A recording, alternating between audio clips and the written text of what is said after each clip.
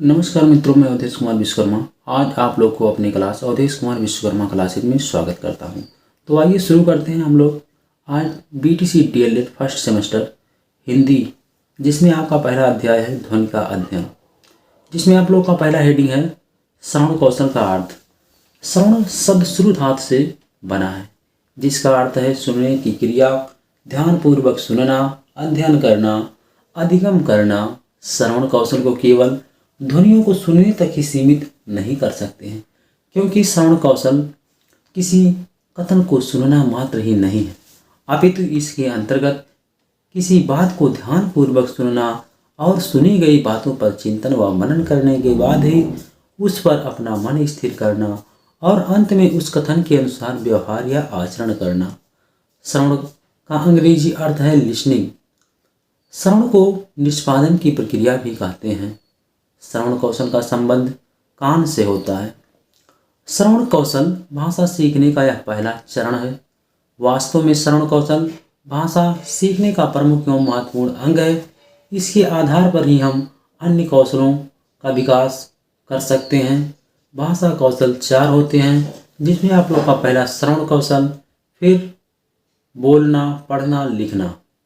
किसी व्यक्ति के द्वारा वाक्यों, शब्दों, ध्वनियों एवं विचारों को कानों के द्वारा सुनकर उसका अर्थ ग्रहण करने की कला को श्रवण कौशल कहते हैं। आइए हम लोग दूसरा रीडिंग शुरू करेंगे, जिसमें है श्रवण कौशल के उद्देश्य, जिसमें पहला है छात्रों में श्रवण के प्रति रुचि उत्पन्न करना, जिससे वे दूसरों की बातों को ध्यानपूर्वक सुन सके। नंबर 2, छात्रों में दूसरों के द्वारा उच्चारित शब्दों को सुनकर शुद्ध उच्चारण करने के योग्य बनाना। छात्रों में श्रुत सामग्री के महत्वपूर्ण अंगों को पहचानने की योग्यता विकसित करना। छात्रों में दूसरों के द्वारा उच्चारित शब्दों को सुनकर उसका अर्थ ग्रहण करने की योग्यता का विकास करना।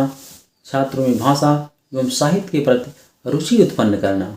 छात्रों में वक्ता के मनोभावों को समझने के योग्य बनाना।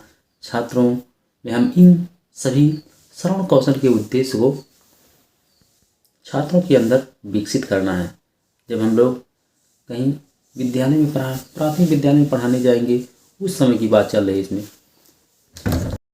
तो आप सभी का अगला कौशल, श्रवण कौशल का अगला पॉइंट है श्रवण कौशल का महत्व, जिसमें पहला पॉइंट है बालक के व्यक्तित्व के विकास में श्रवण कौशल का अधिक महत्व है। बालक जिन ध्वनियों को बड़ों से सुनता है, वह बालक के मन मस्तिष्क में अंकित हो जाती है। ये अंकित ध्वनियाँ ही बालक के भाषा ज्ञान का आधार बनती है। नंबर 2 है बालक भाषा अनुकरण के द्वारा सीखता है। नंबर 3 है बालक नए नए शब्दों को सुनकर बालक अपने शब्द भंडार में वृद्धि करता है। अगला पॉइंट है बालक परिवार के सदस्यों और अध्यापकों की बात सुनकर स्वयं अपने उच्चारण में हाव भाव, उतार चढ़ाव एवं उचित स्वर गति के अनुसार बोलने का प्रयास करता है। अगला पॉइंट है बालक शांत रहकर दूसरों की बात सुनकर व समझकर ही अपने विचारों के प्रतिपादन हेतु ठोस तर्क रखता है। अगला पॉइंट आपका है श्रवण कौशल शिक्षण की विधियां एवं क्रियाएं। छात्रों में श्रवण कौशल का विकास करने के लिए शिक्षण की निम्नलिखित विधियों, क्रियाओं, सामग्री एवं उपकरणों की सहायता लेनी चाहिए एक शिक्षक को। इसमें सबसे पहला है प्रश्नोत्तर। प्रश्नोत्तर प्रणाली एक महत्वपूर्ण विधि है। शिक्षक को पढ़ाई के विषय वस्तु में से प्रश्न पूछना चाहिए।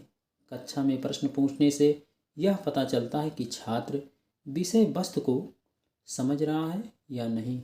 प्रश्न कक्षा के प्रत्येक बच्चे से पूछना चाहिए ताकि सभी बच्चे सावधान हो जाएं और शिक्षक की बातों को ध्यानपूर्वक सुने। नंबर 2 आपका है सस्वर वाचन। शिक्षक द्वारा किए गए आदर्श वाचन से छात्र शुद्ध उच्चारण, गति, विराम चिन्हों आदि का ज्ञान करते हैं। शिक्षक को चाहिए कि वह छात्रों से अनुकरण वाचन कराए, यानी दोहराने का। इससे यह पता चल सकेगा कि छात्र ध्यान से विषय वस्तु को सुन रहा है या नहीं। इससे छात्रों में श्रवण कौशल का विकास होगा।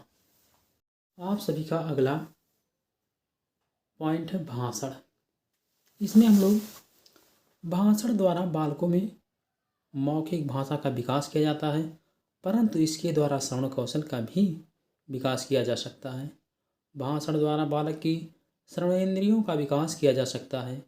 भाषण देने से पहले शिक्षक को यह बता देना चाहिए कि वह उसके भाषण को ध्यानपूर्वक सुने।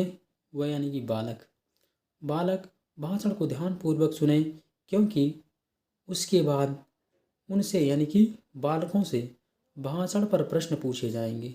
शिक्षक छात्रों से प्रश्न पूछकर यह पता लगा सकते हैं कि छात्रों ने भाषण को ध्यानपूर्वक सुना है या नहीं। अगला आप लोगों का हेडिंग है कहानी कहना या सुनना।